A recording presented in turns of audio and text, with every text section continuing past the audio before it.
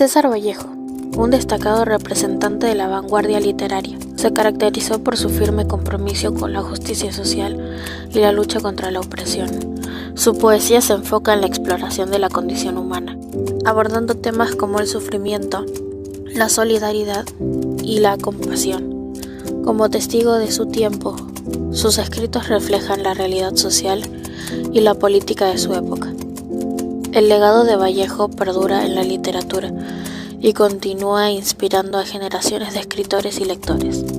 Este emprendimiento cultural, que ha sido plasmado en un cortometraje, es un reconocimiento a su influencia y aporte a la literatura. En él daremos a conocer la obra Liberación, de César Vallejo, un cuento que, aunque no sea tan conocido, tiene un significado profundo en la vida de nuestro gran poeta peruano, ya que nos permite adentrarnos de manera vívida en la experiencia de Vallejo durante su estancia en prisión y comprender cómo su injusta situación carcelaria influyó en su poesía y perspectiva de la vida.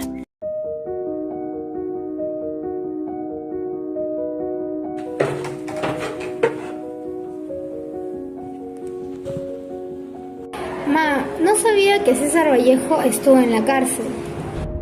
Efectivamente, ven para acá. Efectivamente, fue una de las situaciones más penosas en las que se enfrentó Vallejo. Claro, aparte de la muerte de su madre, y esto lo marcó profundamente y se vio reflejado en su obra y en los cuentos que escribió.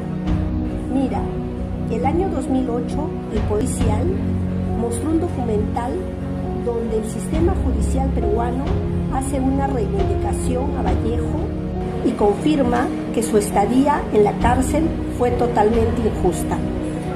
Ahora que te escucho, me he dado cuenta que no sé nada de la vida de Vallejo.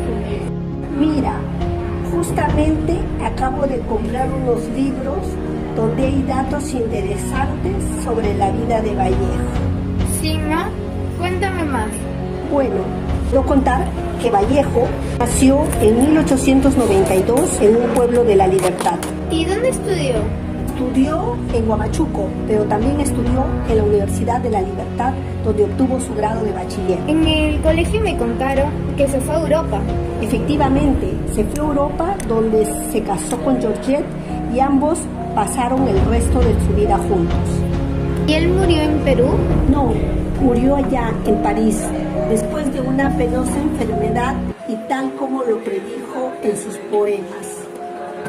Yo las obras que conozco de Vallejo son Paco Yunque y Tuxteno, y de los poemas Trilce y los Heraldos Negros, que fue de los que nos hablaron en el colegio. Sí, esos son los más conocidos, pero por ejemplo hay uno que se llama Liberación, que justamente cuenta y asocia la vida de Vallejo y su estancia en prisión. ¿Crees que me puedas contar más sobre Liberación? Sí, por supuesto. Es un cuento donde Solís cuenta en primera persona sobre la vida de Palomino. ¿Podrías decirme más? Ayer visité los talleres de impresión en el Panóptico para revisar algunas pruebas de impresión. El encargado de estos talleres es un recluso, un individuo amable, joven, inteligente y extremadamente educado. Se llama Solís. Como se le conoce, me ha referido su caso. Me ha expuesto sus quejas, su dolor. De los 500 presos que hay aquí, solo una tercera parte son quienes merecen ser penados de esta manera. Los demás no. Los demás son quizás tan o más morales que los propios jueces que lo condenaron a eterna injusticia. Señor, buenas tardes. ¿Cómo está usted? No me acuerdo de usted. No lo reconozco. ¿Me puede decir su nombre? ¿No recuerda usted? Soy Lozano. Usted estuvo en la cárcel de Trujillo cuando yo también estuve en ella. Supe que lo absorbió el tribunal y tuve mucho gusto. En efecto, ya lo recuerdo. Usted fue condenado a 9 años de penitenciaría por ser uno de los coautores de un homicidio. ¿Cómo? ¿También usted había sufrido estando en prisión? También, amigo mío. Estuve en la prisión en Trujillo, procesado por incendio frustrado, robo, y asonada. Si usted ha estado en Trujillo, es muy probable que haya conocido a Jesús Palomino, natural de esa región, quien estuvo purgando prisión durante 12 años. Ese individuo fue injustamente afectado por las deficiencias en la administración de justicia. Voy a contarle a la ligera lo que a Palomino le sucedió aquí. Palomino era un hombre bueno. Sucedió que se vio estafado en forma cínica e insultante por un avesado, quien por ser de la alta sociedad nunca le castigaron los tribunales. Y a raíz de un violento altercado entre ambos, sobrevino lo inesperado: un disparo, un muerto, finalmente la cárcel. Luego de recluido aquí, el pobre tuvo que sobrellevar una tenebrosa pesadilla. Oh, la angustia que tuvo que soportar ese hombre. Muchas personas me comentaban: Palomino está loco. ¿Loco? ¿Es posible que alguien esté demente cuando vela por su propia supervivencia en medio del peligro?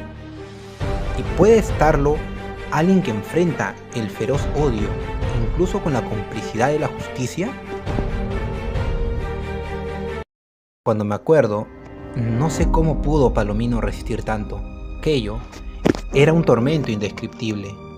No sé por qué conducto fue notificado de que se le tramaba un envenenamiento dentro de la prisión. La familia del hombre que él mató le perseguía de esta manera, más allá de su desgracia. Comunicado de este hecho, sufrió, como usted comprenderá, terrible sorpresa. Lo supo y nada pudo calmarlo desde entonces. Un hombre de bien como él temía una muerte así. No por él, claro, sino por ella y por ellos. La inocente prole atravesada de estigma y orfandad. De allí la zozobra de minuto en minuto y el sobresalto a cada trance de su vida cotidiana. 10 años habían pasado así cuando le vi por primera vez. Familiarizado con esos individuos, mi amigo. Recibo correspondencia de mi hogar que me sugiere claramente su intención. Es posible que mi indulto esté próximo y estarían dispuestos a hacer cualquier cosa para evitar mi liberación. Si en la actualidad el riesgo está más presente que nunca a mi lado, querido amigo. La verdad es que ante la constante desesperación de Palomino, llegué a sufrir a veces, sobre todo en los últimos tiempos, repentinas y profundas crisis de duda, admitiendo la posibilidad de sus miedos. Diría que entonces era en mí en quien se había metido el terror, más adentro que en él mismo. Tenga usted cuidado. Palomino daba un salto, trémulo volvía hacia todos lados, y ambos experimentamos entonces terrible desesperación. Y por el bien de Palomino, de pronto me convertí en su principal tormento, en su propio verdugo. Yo me daba cuenta de este doble valor de mi conducta. Una medianoche desperté sobresaltado, a consecuencia de haber sentido, en mitad del sueño, un vivo espanto misterioso, como si una válvula fuera abierta de golpe. Me desperté, poseído de gran alegría, de una gran alegría, cual si de pronto me hubiera abandonado un formidable peso agobiador, o hubiera saltado de mi cuello una horca hecha pedazos. Era una alegría ciega, de no ser por qué, y a tientas desperezaba y aleteaba en mi corazón diafana pura. Desperté bien, hice conciencia, cesó mi alegría.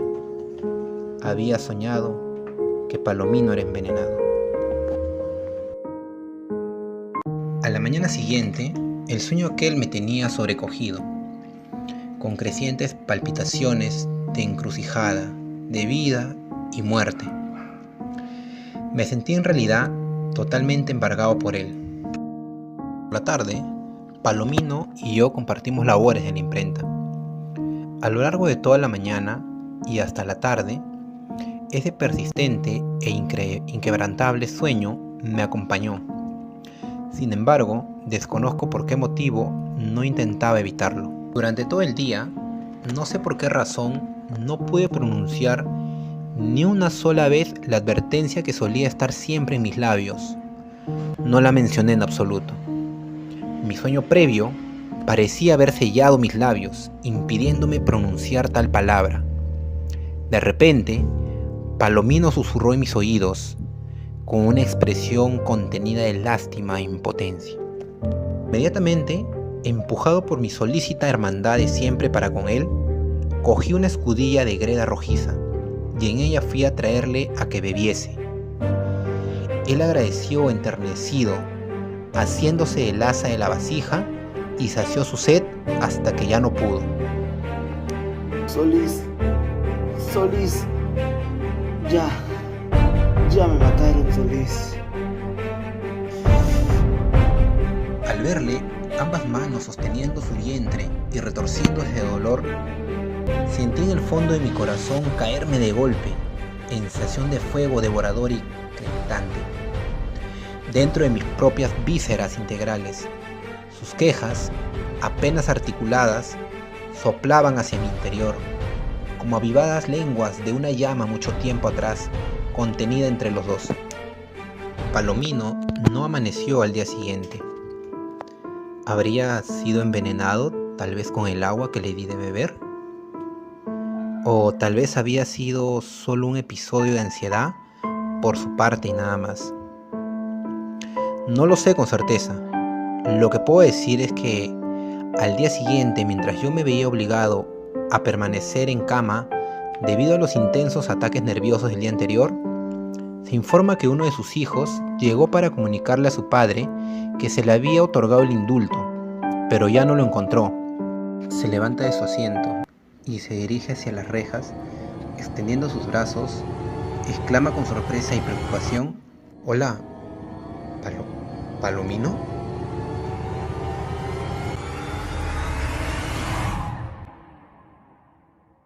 Y al igual que Palomino, en el confinamiento de una celda, Vallejo sintió el frío de la soledad y de la oscuridad, como cadenas que lo jalaban a un mundo injusto.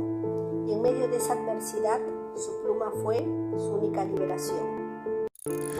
Queremos, asimismo, expresar nuestro más sincero agradecimiento a nuestra docente magíster Mónica Pareja, por su dedicación, compromiso y por ser una fuente constante de motivación. Sus clases son muy inspiradoras y han dejado una huella duradera.